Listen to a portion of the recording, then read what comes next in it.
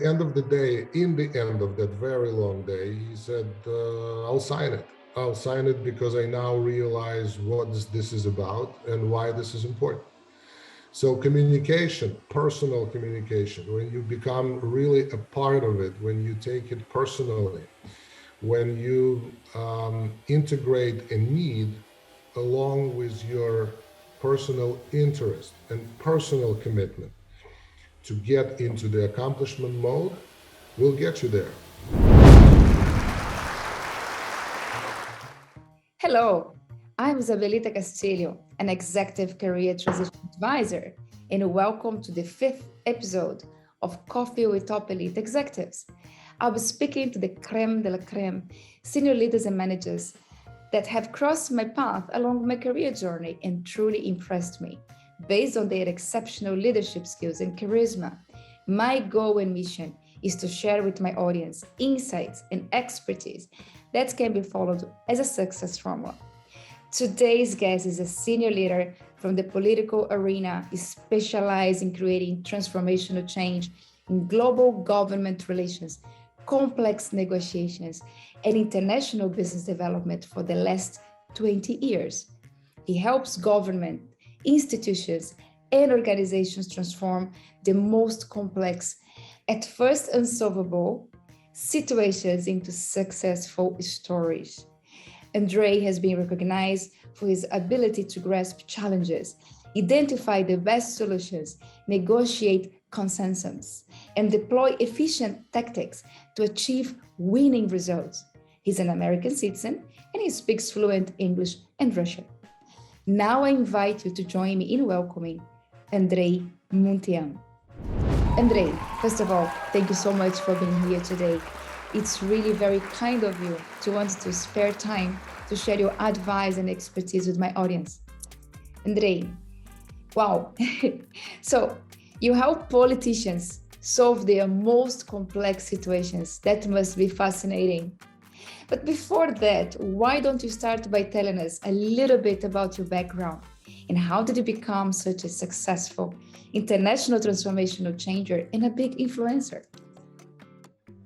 Well, thank you very much, dear Isabelita, for this kind invitation and for a cup of coffee. I'm having my mug that was made by my son, my younger son, so it's a great pleasure to use it. And to use it on this special occasion of talking to you, it's always a pleasure, as well as our audience.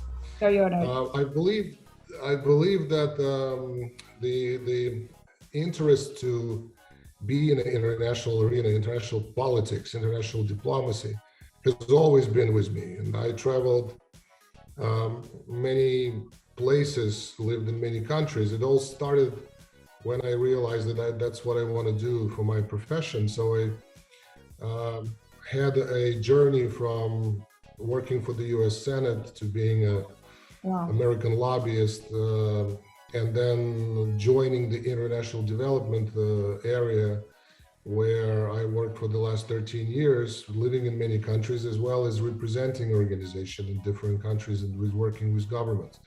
Working with governments is not easy because governments are different. They have different backgrounds, they have different interests, they have different strategies and tactics, but what unites them all is that they're all people, and they have goals, aspirations, desires, wishes, and in order to achieve results, in order to win, it has to be a reciprocal win. Everybody should win.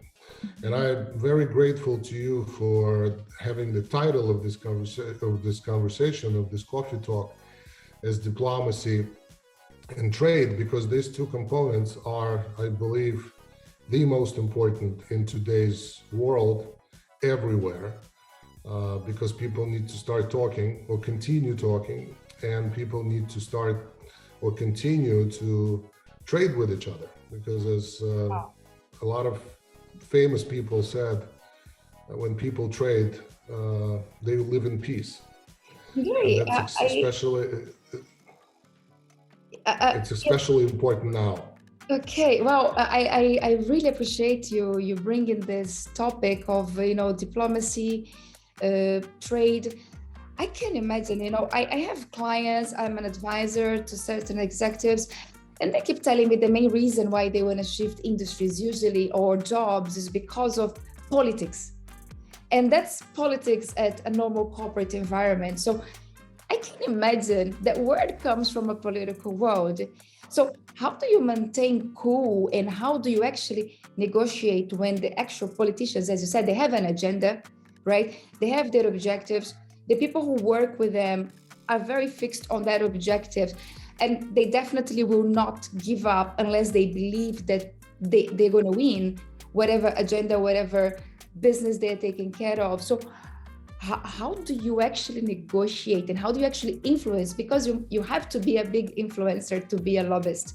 And can you give an example, Andrei, a situation where you really had an agenda, you had to influence, and how did you overcome all of those, ready to the guys that had the armor around and nothing can infiltrate their decisions? How did you do that? Well, I had many situations like this. What comes to with the shortest one and shortest in time of accomplishment comes to mind. It was in one of the Central Asian countries when I realized that there was an important component of a government commitment, or the national government of the country, that was in impasse for 3, 4, 5 years. So the government really didn't want to do it, didn't want to commit, didn't want to sign on to this agreement. So when I stepped up on the plate, everybody were telling me this is useless, this is impossible, they just don't want to do it. So I said, let me try. And it worked in a little more than a day and a half in terms of hours. I spent 7 or 8 hours with the minister alone. We talked about everything in life except for that particular document that needed to be ratified. And we established the trust, mutual trust. We established the personal communication. I tried to very hard, and I succeeded in taking his position, realizing why the stagnation was the case at the moment, at the time, and what needs to be done to lift that lid and let the process go and to get accomplished. So at the end of the day, in the end of that very long day, he said, I'll sign it. I'll sign it because I now realize what this is about and why this is important. So communication, personal communication, when you become really a part of it, when you take it personally, when you integrate a need along with your personal interest and personal commitment to get into the accomplishment mode, will get you there. And you need to, sometimes it takes much longer than this day and a half. Sometimes it takes even shorter than that.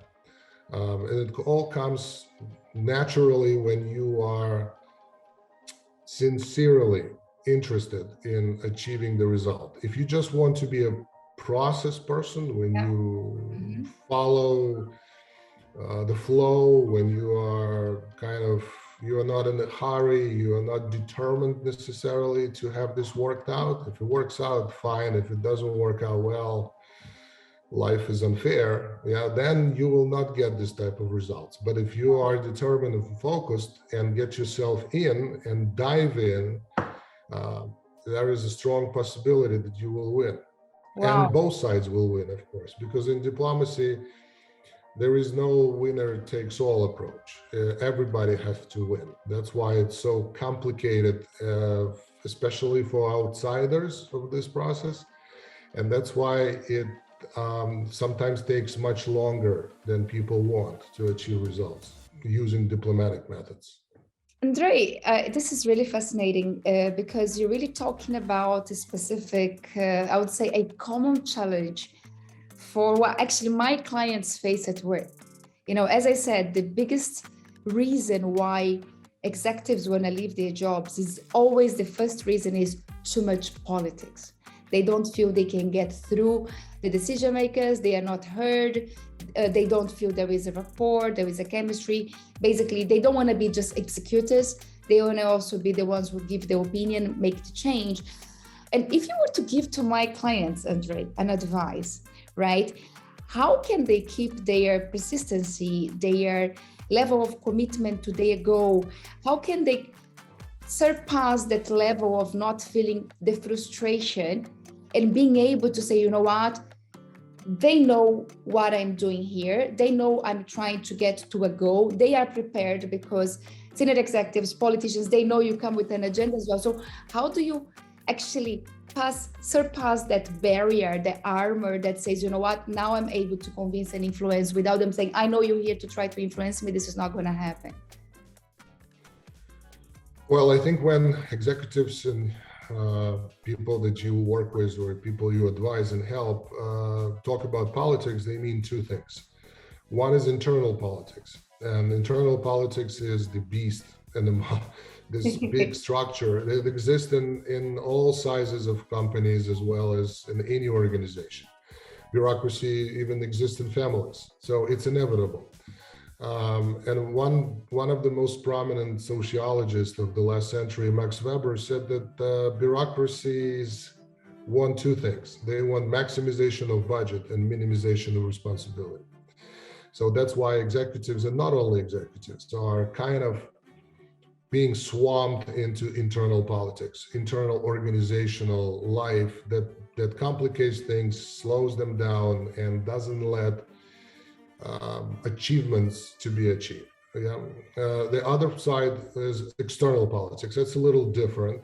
It depends on regulations, or it depends on compliance, it depends on policies, laws, and many other components. It's much easier to work with external politics than with internal politics, because externally you have a goal that you would like to achieve, an objective that is out there, and you have a backing and the resources of your organization to go after and try to pursue that. Internally, it's much more complicated. Advice that I can give is very simple. Two things. One, you need to communicate, because without communication, without your ability to negotiate, to understand the other side, sometimes it's more important to understand the other side and perceive the other side rather than your own, because you know what you want to achieve, bottom line. So you need to get into the shoes of your opponent. And second, very, very important, you have to realize where is your end point and where is the end point of your opponent, and you have to do everything you can to have that matched, because a lot of times perception wins over communication. People perceive things, they think that the opponent or somebody on the other side of the table wants X, but in reality opponent wants something else, sometimes close enough, sometimes totally different. So the more openness and the more transparency is out there to really sincerely and personally you invest into what the other side really wants to achieve, the more successful you will become. Because a lot of people, and I noticed throughout my career, believe that diplomacy is something, that very few people do, and they sit in cigar rooms, fancy hotels, and use kind of like a special language and keep everything secret and don't get these decisions to get out in the general public, etc. It's not true. We use diplomacy skills every day. We negotiate every day. When we engage in the conversation with someone, we negotiate. We negotiate our position, we negotiate our perception, our feelings, our wishes, etc.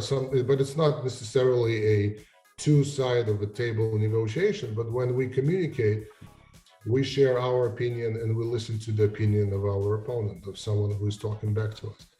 So mastering this as much as possible on as many occasions as possible, it's a key to success, because without talking, without communicating, without taking a side and understanding of another person, it will be very difficult.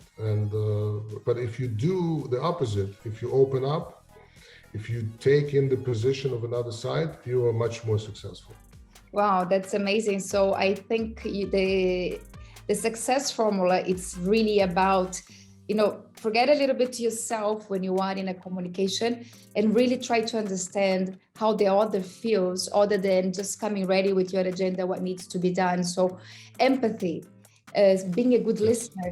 I would probably say from what you said, I think you must be a great listener, because there must be, I would probably, and please correct me if I'm wrong, probably 80% of this whole communication is about listening first, and then be able to hear what the other has to say before you can start giving your, trying to influence and trying to make them accept whatever agreements you're there to do. Wow, that's really, really, I really thank you for sharing that, because it brings me so much insights.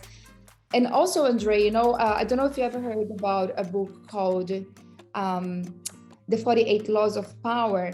And that book always recommend to my clients, and especially now when it comes to how do you balance knowing that you know what you're doing, having the confidence to be able to influence, but not shining more than the master, because the other person, which is the law number one, never outshine the master, he would feel then threatened again, right? So how do you do that? How do you actually do not outshine the master, but at the same time you're able to control that situation?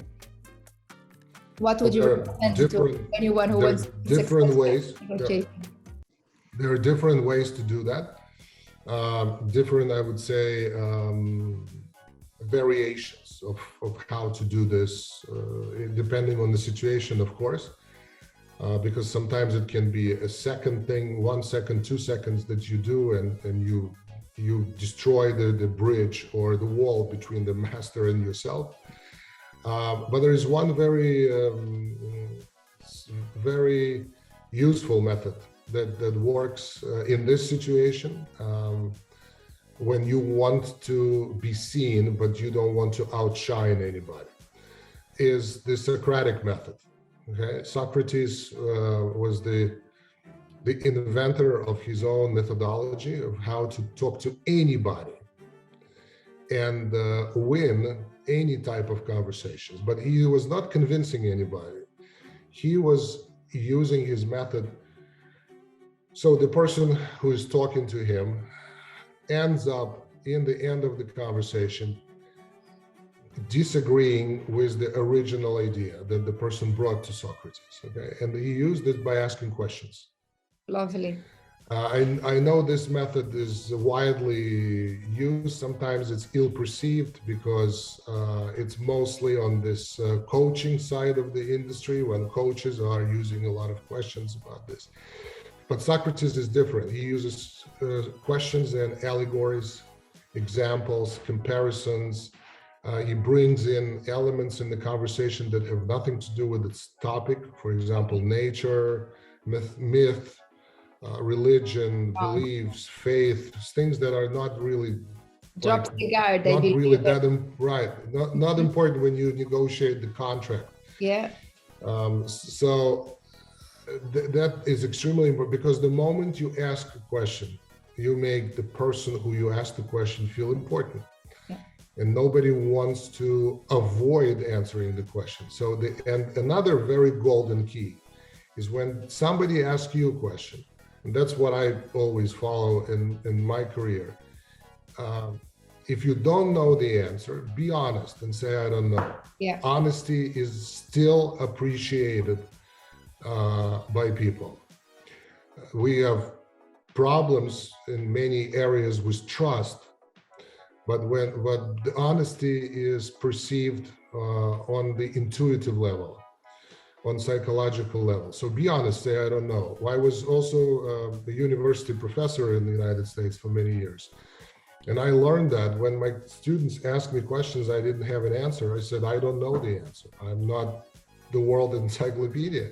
And they liked it because I was honest. I was not walking around with some kind or answering a different question. Yes. Always answer the question, even if it's uncomfortable, even if it's painful, even if it's something that you don't really want to do because You can demonstrate your weakness when you answer the question in the right way, but always be honest and straightforward. So ask questions and answer questions. Wow, that's amazing, Andrei. I'm sure we should continue this conversation for another episode, because I think there's a lot more to explore in how to influence big people, actually, not just to influence, but definitely it's a big lesson from you. So it's basically life, and anything you do it's a daily negotiation. And if you need to develop the sense of empathy, and of course, I'm sure there's a lot of expertise also with your multicultural background and with all the people you have already helped across the world, all the organizations and governments. Well, it's a shame that we don't have that much time to explore, but I'm sure I'm going to bring you back to this show, Andrei, if you are willing to. Now, sure. Just before I go for my last question, Andrei, if somebody wants to reach out to you, and I'm certain many would, how can they find you? Are you open for a conversation, maybe exchanging insights or networking, providing some advice? How can they find you? I am very open, very accessible. People can find me on LinkedIn.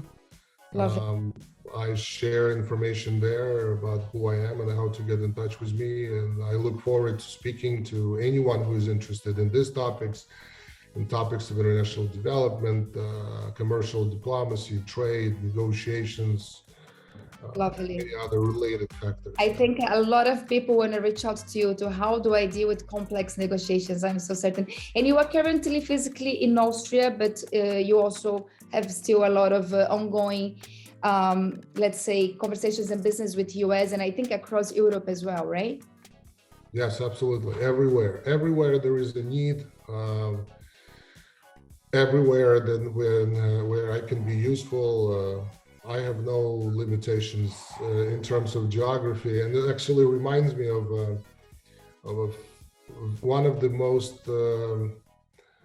of the strongest quote of Napoleon that I ever read. He said, "Geography is a verdict," and he's absolutely right. And a lot of people tend to forget this. I notice these days, because ultimately geography cannot be changed. Wow. And you cannot, when you live your life, you can move different places. Yeah. You can go to different countries. You can go from apartment to the house, from house to condo, and live in the city or in the suburbs. That's easy. But when there are countries that are neighboring to each other, that cannot be changed.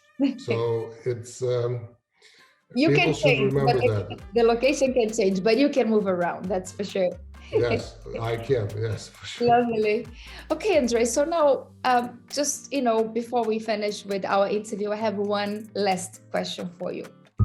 And on a very, very brief note, if you were to, let's say, look ahead in time, perhaps, in your happy retirement, very successful, and you'd like to look in hindsight and think, wow, what is the impact I have made, for the people, for the world, for the community? What would have that been? Well, aside, of course, from family, that I believe is ultimately the most important legacy present in the future. I would like to do everything I can to develop further the concept, especially in contemporary times, what I call 3 R's: rapid, reciprocal, reconciliation. I think it's time to reconcile. Lovely. And it should be a parallel process, a consecutive process on all areas, all regions, using such tools as diplomacy and trade opportunities. Reconciliation can start with small areas, getting into regions, then go into multilateral, then going into global. Lovely. Maybe it sounds too naive, but these 3 R's, it has to be rapid. We don't want to wait until somebody else comes and does it for us. So it has to be reciprocal, because it cannot be one way. It has to be a two-way operation. Rapid, Reciprocal, and what's the other one? Reconciliation. Reconciliation. Wow, I think you should immediately, register a trademark there for Andrei Muntean, because that's going to be definitely spread very quickly. And I hope it will make a difference in our current situation around the world. So thank you so much, Andrei. It's been absolutely a pleasure having you here today. Thank you for so much teachings today.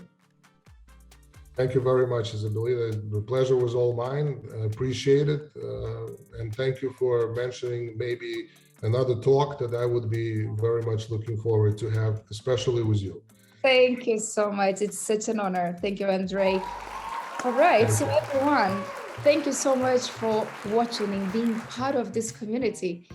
We really hope you have enjoyed, and I'm so certain now you're ready to revamp up your career in the political arena and in any international trade and negotiations with the insights shared by Andrei Muntean. If you haven't already, be sure to subscribe to this channel to get amazing insights from top elite executives across the world. Until next time, stay blessed.